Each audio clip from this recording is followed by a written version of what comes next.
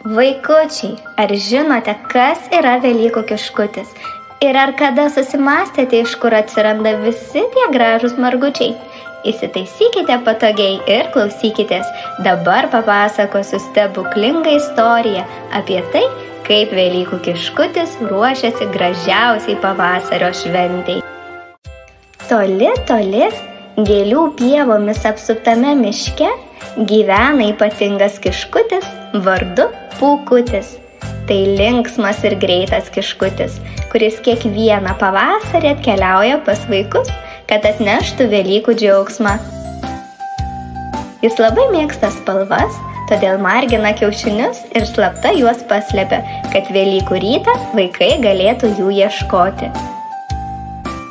Štai ir vėl atėjo pavasaris, o Pūkutis pajuto, kad laikas pradėti pasiruošimus. Jis pašoko iš savo šieno patalo, išsitiesė ir šypsodamasis sušuko: "Laikas ruošti stebuklingus Velykų kiaušinius."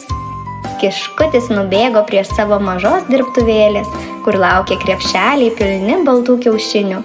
Tada iš lentynos jis paėmė spalvotus dažus, auksinius džiaugsmui, mėlynus ramybei, žalius draugystei, raudonus meilei, o geltonus juokui. Jis kruopščiai ėmė dažyti kiaušinius, darydamas taškuotus, dryžuotus, žvaigždelėmis ir net mažomis širdelėmis margintus raštus. Štai, kai vaikai suras šiuos kiaušinius, jie pajus jų magišką galią, sušuko kiškutis, džiaugdamasis savo darbu. Galiausiai Pūkutis visus margučius susideda į didelį pintą krepšį ir pasiruošia kelioniai.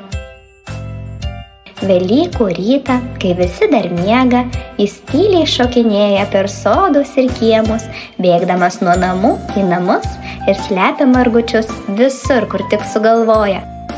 Kieme už krūmo, tarp gėlių ar net namuose po stalu.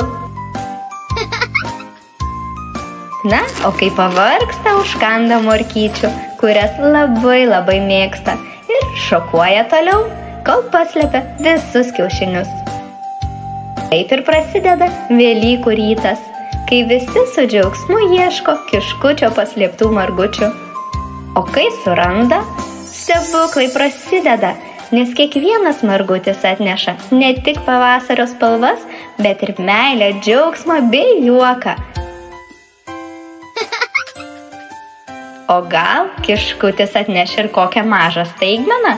Dovanėlę? Kas žino, jis mėgsta stebinti gerai besielgiančius vaikus. Taip, Velykų kiškutis kasmet džiugina visus, kurie tiki stebuklais. O gal ir pas jus jis šiemet apsilankys? Nepamirškite ryte atidžiai dairytis. Galbūt kur nors už krūmo slepiasi margutis?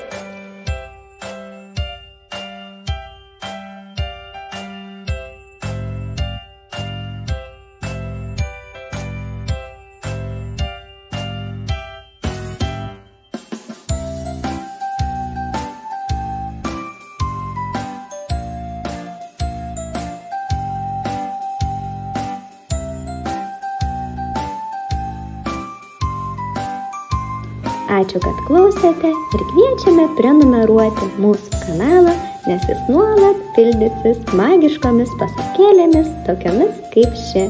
Viso ir iki kitų kartų.